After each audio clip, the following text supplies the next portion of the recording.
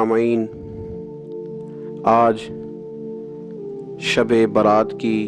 इंतहाई रहमतों वाली, बरकतों वाली, इज़्ज़तों, मग़फ़िरतों और सादतों वाली रात है।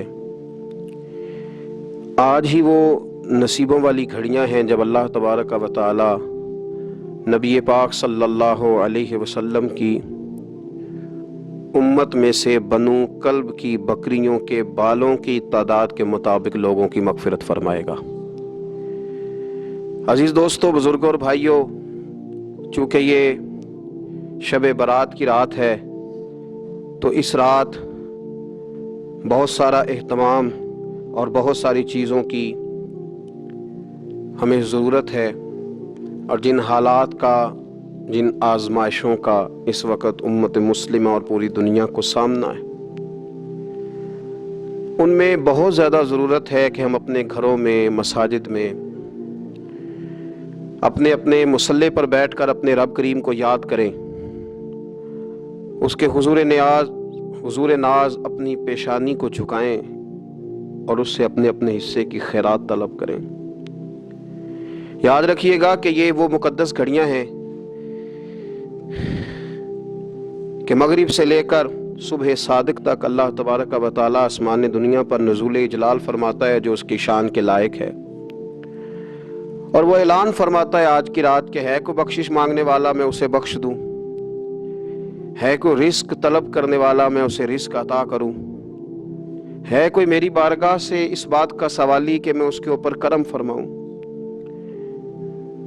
बस ज़रूरत किस चीज़ की है? ज़रूरत इस चीज़ की है कि हमने ये जो हदीसें बार बार सुनी हुई हैं इन पर गौर करें, और ये ना सोचें कि ये पिछले साल भी हमने बात सुनी थी, बल्कि उस पर पूरा गौर करें और हदीस के एक एक जुमले, एक एक हरफ और एक एक लफ्ज पर ऐनुल यकीन करके बैठ जाएं झोली फैला के, और अर्ज करें कि अल्लाह तुम्हारे ऊपर फजल फरमा, अल्लाह तुम्हारे ऊपर रहम फरमा। तो कोशिश करें कि बहुत ज़्यादा इस्तिग़फ़ार पढ़ा जाए आज की रात में, और कोशिश करें कि सूरह यासीन की तिलावत की जाए, सूरह मुल्क और सूरह वाक़िया को पढ़ा जाए, और दुरूद व सलाम कसरत के साथ नबी पाक सल्लल्लाहु अलैहि वसल्लम की बारगाह आली मर्तबत में अर्ज़ किया जाए, और यकीन के साथ, ईमान के साथ अल्लाह के हुजूर ये दुआ मांगी जाए कि अल्लाह तो रहमत वाला मामला फरमा, दरगुजर वाला, फजल वाला मामला फरमा। होता यह है कि अल्लाह तबारक व तआला बिन मांगे अपने बंदों को बहुत सारी नेमतें अता फरमाता है, बहुत सारा करम अल्लाह तबारक व तआला बगैर बंदों की तलब के उन पर फरमाता है, लेकिन इसके बावजूद बंदे बाज़-औक़ात बड़ी सख्त नाफरमानियाँ करते हैं, और बहुत सारी जगहों पर वो अल्लाह तबारक व तआला की ना सिर्फ ये कि नाशुक्री करते हैं, हुक्म-उदूली करते हैं, बल्कि उसके गज़ब को आवाज़ देते हैं। जुल्म किया जाता है, हुदूदुल्लाह से तजावुज़ की जाती है, गरीबों का हक खाया जाता है, लावारिस, यतीम, कमज़ोर लोगों के साथ जब ज़्यादतियाँ हद से बढ़ जाती हैं तो फिर अल्लाह नाराज़ हो जाता है, फिर वो बहुत सारी जगहों पे अपने बंदों को आजमाइश में भी मुब्तला करता है। तो मेरे अजीज, आज की इस रात में कसरत इस्तिग़फ़ार की ज़रूरत है, अल्लाह तबारक व तआला को मनाने की ज़रूरत है, उसके फजल को आवाज़ देने की ज़रूरत है। हम इंसान हैं, भूल जाते हैं, बशर हैं, बेखबर हैं, हलाकत की दुआ क्यों मांगें? तो हम कई दफ़ा भूल जाते हैं, कई दफ़ा हमारे साथ इस तरह का मामला हो जाता है कि हमें समझ नहीं आती कि अब हमें कौन सा रास्ता इख्तियार करना है।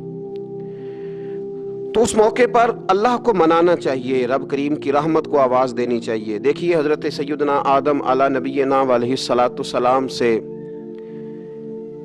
एक ख़ताए इज्तिहादी हो गई।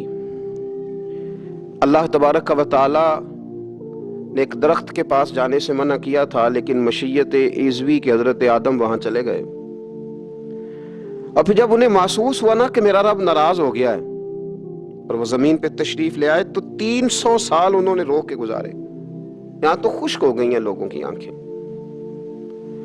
अब भी लोग टीवी की खबरों पर ज्यादा तवज्जो देते हैं, लोग ज़ाहिरी असबाब पर ज्यादा नजर रखते हैं, 300 سال جناب آدم علیہ السلام نے رو کے گزار دیے،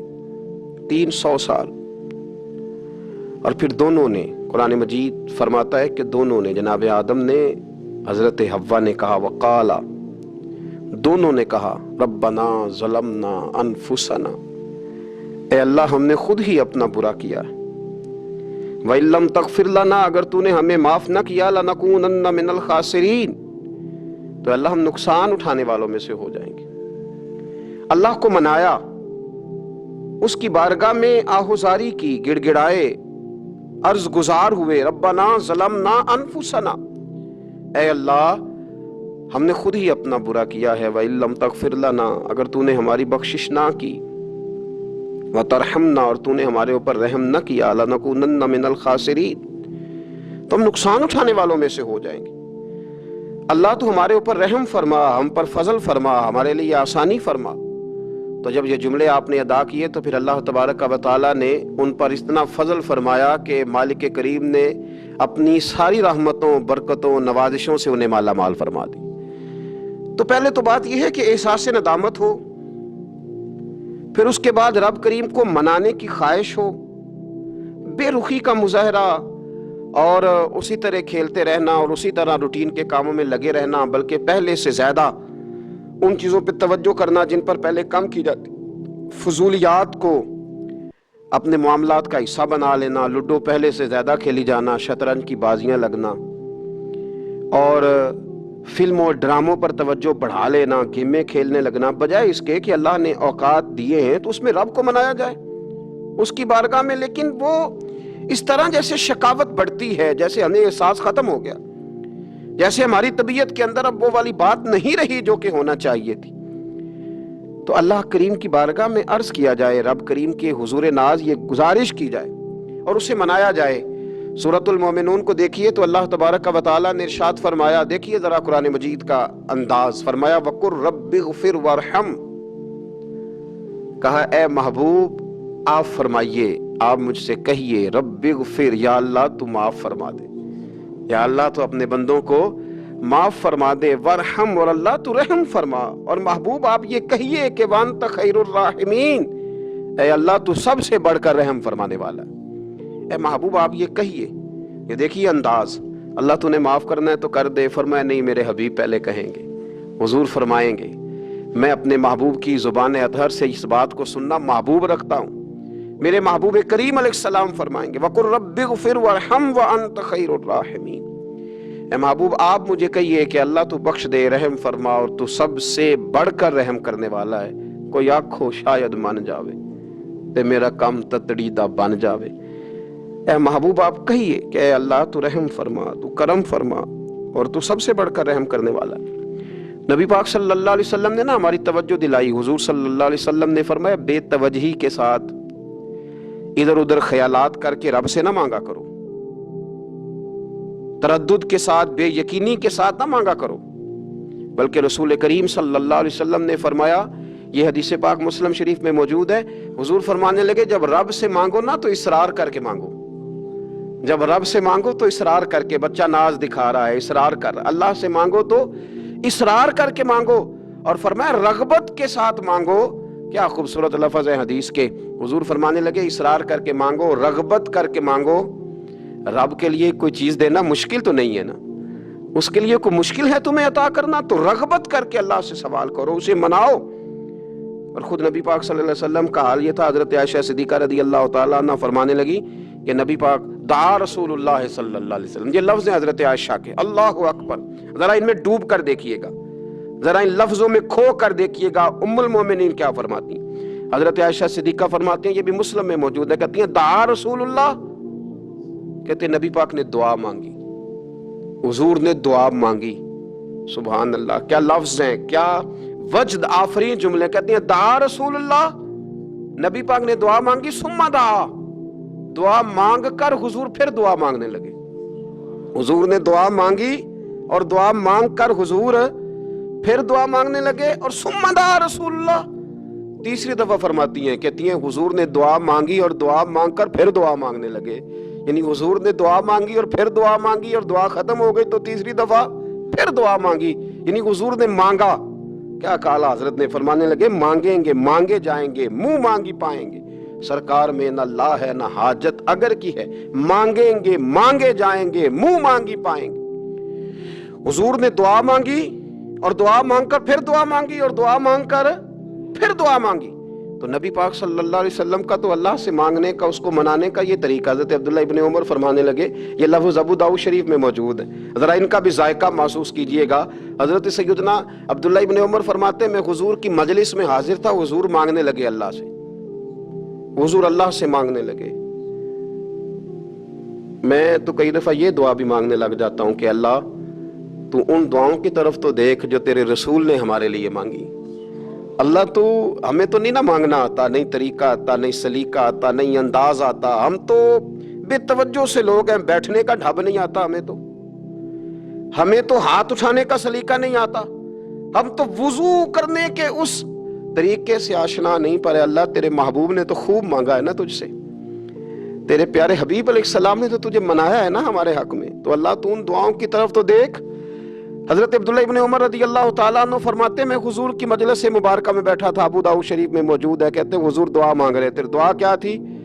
دعا حضور یہ مانگ رہے تھے، رب اغفر لی، یا اللہ ہمیں بخش دے، وتب علی، اللہ ہماری توبہ قبول فرما، انک انت التواب الرحیم، بے شک تو توبہ قبول کرنے والا اور رحم کرنے والا۔ حضور دعا مانگ رہے تھے، اے اللہ رب اغفر لی، یا اللہ ہمیں بخش دے، وتب علی، اور ہماری توبہ قبول فرما، انک انت التواب الرحیم، بے شک تو توبہ قبول کرنے والا اور رحم کرنے والا۔ حضرت عبداللہ ابن عمر فرماتے اس ایک دعا کو ایک ہی مجلس میں ایک ہی جگہ بیٹھ کر میرے نبی پاک نے اپنی زبان اطہر سے 100 مرتبہ ادا فرمایا۔ 100 مرتبہ حضور نے یہ لفظ کہے، رب اغفر لی وتب علی، رب اغفر لی وتب علی، رب اغفر لی، اے اللہ بخش دے، رحم فرما، وتب علی، بس قبول کر لینا اب ہماری توبہ، انک انت التواب الرحیم، بے شک تو توبہ قبول کر لیا کرتا ہے، تو رحم فرمایا کرتا ہے۔ ایک ہی مجلس میں 100 دفعہ حضور نے دعا مانگی، دعا مانگ کے پھر دعا مانگی، اور دعا مانگ کے پھر دعا مانگی۔ اللہ کو منایا میرے رسول پاک نے، حضور نے ہمیں بتلایا، اسے مناؤ، اس کی بارگاہ عالی مرتبت میں جھکو، اور حضور نے خود بھی یہ طریقہ ہمارے سامنے بطور سنت کے چھوڑا، اور پھر نبی پاک صلی اللہ علیہ وسلم نے آگے بڑھ کے ہمیں کچھ اور باتیں بھی ارشاد فرمائی۔ حضور نے ہمیں بتلایا کہ پچھلے لوگ اپنے رب کو کیسے مناتے تھے، وہ کس طرح اس کے حضور ناز عرض کرتے تھے۔ حضور نے ہمیں اللہ کو منانے کے طریقے بھی بتلائے، فرمایا جب ماں باپ دعا مانگیں گے اولاد کے حق میں تو وہ مان جائے گا۔ حضور علیہ السلام نے فرمایا جب مسافر دعا مانگے گا تو اللہ مان جائے گا۔ فرمایا میرے رسول کریم نے کہ جب بیمار دعا مانگے گا تو اللہ مان جائے گا۔ اور سید عالم علیہ السلام فرمانے لگے جب تمہارے ضعیف، کمزور، مجبور لوگ دعا مانگیں گے تو اللہ مان جائے گا۔ اور حضور نے فرمایا جب تم فرض ادا کر کے دعا مانگو گے تو اللہ مان جائے گا۔ اور میرے محبوب نے فرمایا جب پچھلی رات اٹھ کے تم اس کے حضور عرض کرو گے تو وہ تمہاری دعاؤں کو قبول کر لے گا، وہ تم مان جائے گا۔ اور حضور نے ہمیں دن بتائے، فرمایا جمعے والے دن مانگنا مان جائے گا، شب قدر کو مانگ لینا مان جائے گا، شب برات میں دعائیں کرنا وہ مان جائے گا، رمضان کی راتوں میں مانگنا مان جائے گا، قرآن پاک کے ختم کے موقع پر دعا کرنا مان جائے گا، طریقے بتلائے۔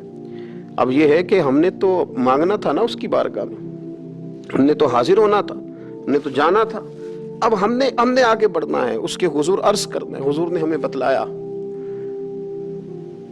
کہ مومن متقی ہوتا ہے نا، پرہیزگار ہوتا ہے، تو اس نے کچھ نیکیاں بھی کی ہوتی ہیں، جس طرح اسے اپنے گناہوں کا پتہ ہوتا ہے نا،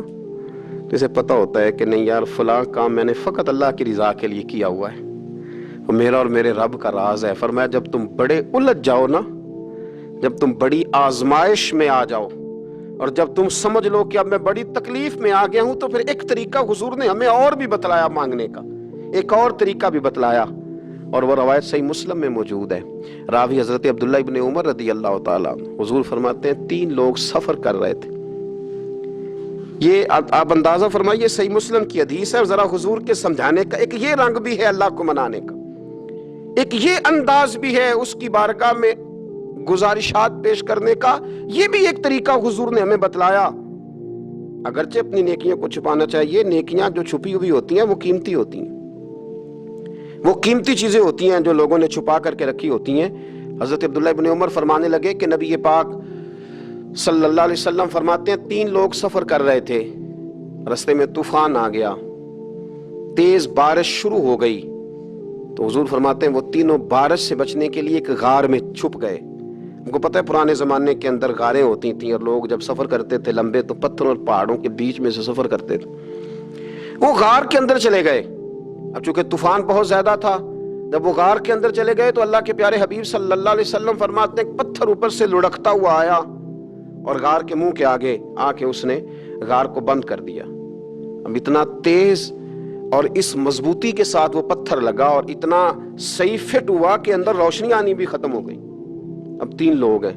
تھوڑی دیر تو وہ پریشان رہے کہ شاید اب کبھی بچ نہیں سکیں گے،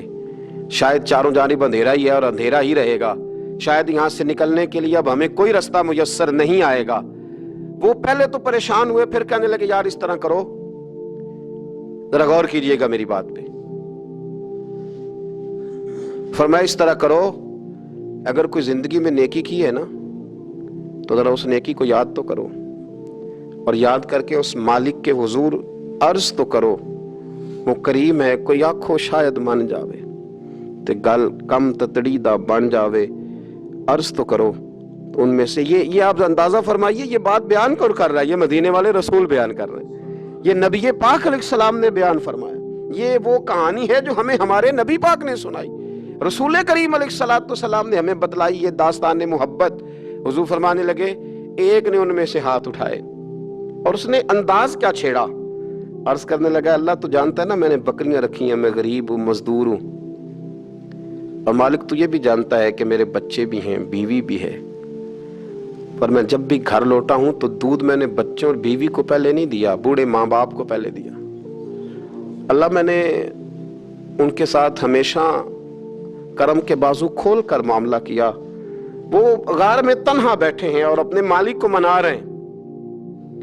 عرض کرتے ہیں اللہ تجھے یاد ہے نا ایک رات جب میں بڑی دیر سے لوٹا تھا، لکڑیاں کاٹتے درخت تلاش کرتے مجھے دیر ہو گئی، میں دیر سے لوٹا تھا، نیت یہ کر رکھی تھی کہ دودھ سب سے پہلے ماں باپ کو پلاؤں گا، مالک جب میں لوٹا تو وہ بوڑھے تھک ہار کے سو گئے تھے،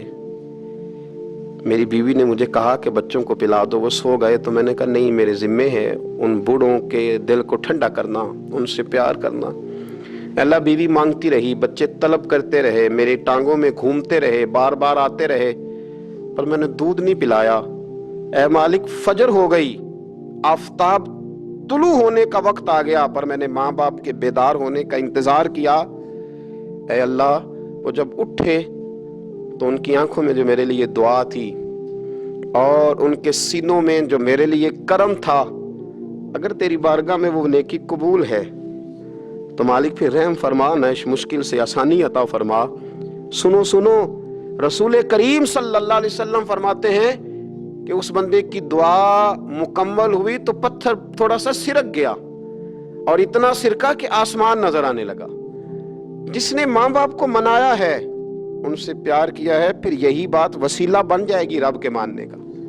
پھر یہ وسیلہ بنے گی، اللہ اس سے مان جائے گا۔ پھر رسول کریم صلی اللہ علیہ وسلم فرمانے لگے، دوسرا بولا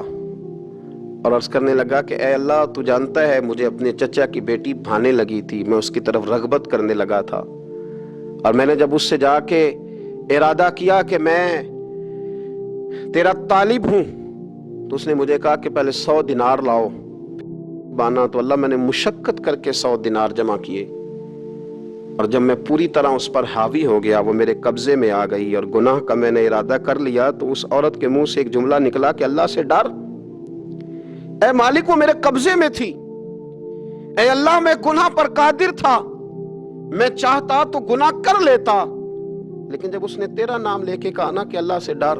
اللہ میں ڈر گیا، میں اسے چھوڑ کے آ گیا۔ اگر تجھے یہ بات پسند ہے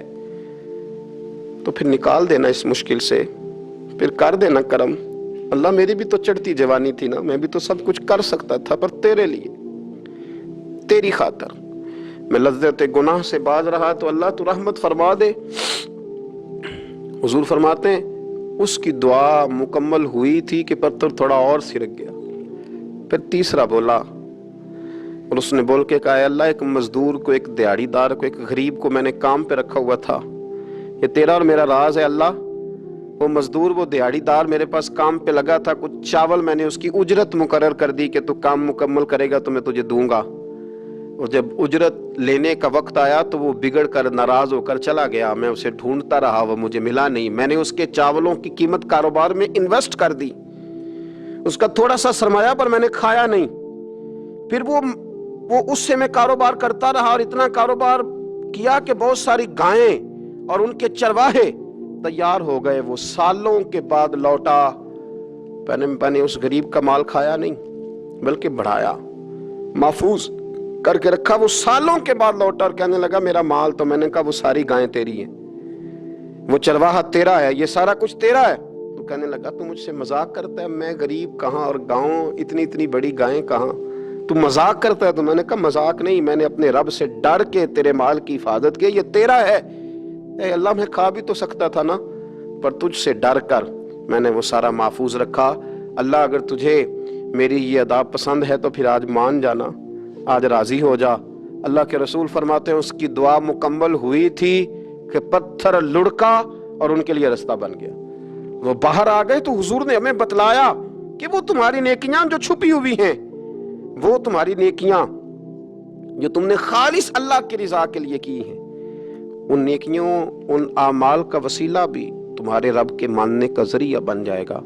اس کو منایا جائے, اس کے حضور حاضری دی جائے, اس سے بخشش کا سوال کیا جائے, اس کی بارگاہ میں یہ گزارش کی جائے کہ اللہ غریبوں, مجبوروں, کمزوروں اور ان لوگوں کے صدقے جو اللہ رستہ دیکھ رہے ہیں کہ رستہ کب کھلے گا, جو تیری بارگاہ کرم کے سوالی ہیں, ان کے صدقے تو رحم فرما, تو کرم فرما. تو میرے عزیز ایک اور بات جو اللہ کو منانے کے لیے ہمیں ہمارے پیارے رسول صلی اللہ تعالی علیہ وسلم نے بتلائی کہ جب انسان بہت زیادہ عاجزی کرتا ہے نا, بہت زیادہ عاجزی, تو پھر بھی اللہ مان جاتا ہے. جب وہ اس کے حضور بہت عجز کا اظہار کرتا ہے, بہت زیادہ عجز کا اظہار کرتا ہے, وہ ڈر جاتا ہے اس سے. وَلِمَنْ خَافَ مَقَامَ رَبِّهِ جَنَّتَانِ, فرمایا جو میرے سامنے کھڑے ہونے سے ڈرے گا میں اسے 2 جنتیں عطا کروں گا. حضرت بابا فرید الدین مسعود گنج شکر بابا صاحب رحمت اللہ علیہ فرماتے ہیں کہ ایک نیک نوجوان تھا, دن کو روزہ رکھتا, رات کو نماز پڑھتا, پر اللہ سے ڈرتا پھر بھی بہت ہی زیادہ تھا, بڑے ڈرتا تھا. موت کا وقت آیا تو ماں ہی تھی بس اس کی, تو ماں سے کہنے لگا اماں تو میری ماں ہے, میرے ساتھ 3 وعدے تو کر. اس نے کہا پتر تو بتا, آخری ہج کی لے رہا ہے اور اس غریبنی ماں سے تو وعدہ لے رہا ہے, بتا کیا وعدہ ہے. تو عرض کرنے لگا اماں جب میں مر جاؤں نا تو میرے گلے میں رسی ڈال کے تو مجھے گھمانا گھر کے صحن میں, اور لوگوں کو کہنا جو رب کی نافرمانی کرے اس کا یہی حال ہوتا ہے. یہ اعلان کرنا جو اللہ کے نافرمان ہوں ان کا یہی اشر کیا جانا چاہیے. اور اماں پھر دوسرا وعدہ کر, میرا رات کو جنازہ اٹھایا جائے, میں نہیں چاہتا کہ کسی کے منہ سے یہ لفظ نکل جائیں کہ وہ دیکھو اللہ کا نافرمان جا رہا ہے, رات کو میرا جنازہ اٹھانا. اور اماں تیسرا میرے ساتھ وعدہ کر کہ لوگ مجھے دفن کر کے آ جائیں گے تو تو میری قبر پہ چلی جائے گی. عمل میرے پاس کوئی نہیں, پر مجھے لگتا ہے ماں کے قدموں کی برکت سے عرش کا مالک بھی رحم فرمائے گا. اماں تو وعدہ کر, میرے ساتھ وعدہ کر. بابا صاحب رحمت اللہ علیہ فرمانے لگے کہ ماں, بوڑھی ماں نے وعدہ کر لیا. کہا بیٹے ٹھیک ہے, اگر تیری یہی ضد ہے تو میں تیار ہوں. پھر اس نے کلمہ شہادت پڑھا, اس نوجوان کی روح پرواز کر گئی. بوڑھی ماں نے رسی منگائی تو وَلِمَنْ خَافَ مَقَامَ رَبِّهِ جَنَّتَانِ, جو ڈر جائے. اس نے تو کہا تھا نا کہ رسی ڈال کے گھمانا اور کہنا یہ اللہ کا نافرمان ہے, اس کا یہی اشر ہونا چاہیے تھا. لیکن جب ماں گلے میں رسی ڈالنے لگی تو گھر کے ہر کونے سے آواز آنے لگی, خبردار یہ رب کا دوست ہے, اللہ کے دوستوں کے ساتھ اس طرح کا معاملہ نہ کیا جائے, اسے چھوڑ دیا جائے. اور کہا تمہیں کچھ بھی اور کرنے کی ضرورت نہیں ہے, یہ تو رب کا دوست ہے اور رب کی بارگاہ میں حاضر ہو گیا. کچھ کوئی بندہ کہے گا کہ یہ تو ایک بابا فرید کا سنایا ہوا واقعہ ہے. سنیے، بخاری میں حدیث ہے، نبی پاک صلی اللہ علیہ وسلم نے فرمایا، حضرت ابو ہریرہ رضی اللہ تعالیٰ عنہ راوی ہیں، حضور فرماتے ہیں ایک شخص مرنے لگا تو اپنے بچوں سے کہنے لگا کہ میں جب مر جاؤں تو مجھے جلا دینا، اور پھر میرے جلے ہوئے وجود کو پیس دینا، پھر مجھے ہوا میں اڑا دینا. پتر مجھے اڑا دینا، مجھے بڑا ڈر لگتا ہے، اگر رب نے مجھ سے حساب پوچھا تو میں قابل نہیں ہوں،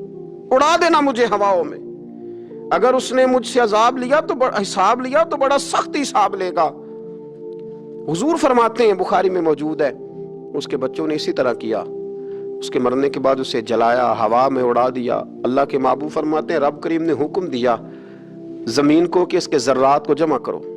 زمین نے ذرے جمع کیے، خدا نے حکم دیا تو اس کا وجود پھر سے اسی شکل میں آیا. تو رب کریم نے فرمایا یہ جو تو نے وصیت کی تو کیوں کی؟ اللہ جانتا ہے کہ نہیں جانتا؟ یہ کی تو کیوں کی؟ تو رو پڑا، کہنے لگا اللہ میرے اندر تو طاقت نہیں تھی تیرے سامنے کھڑا ہو کے حساب دے سکوں. تجھے منانے کے لیے تیرے خوف سے ڈر گیا، میں ڈر گیا. اگرچہ ہمارے بزرگوں نے لکھا ہے کہ آج یہ وصیت کرنا، اس رنگ میں یہ طرز اختیار کرنا درست نہیں، لیکن آپ غور فرمائیے کہ نبی پاک علیہ السلام فرماتے ہیں جب اس نے کہا نا اللہ تجھ سے ڈر کے یہ کیا، تو رب کریم نے فرمایا جا پھر میں نے تیری مغفرت کر دی، کیونکہ اللہ کو پتا تھا یہ دل سے بات کر رہا ہے. ایک چوتھی بات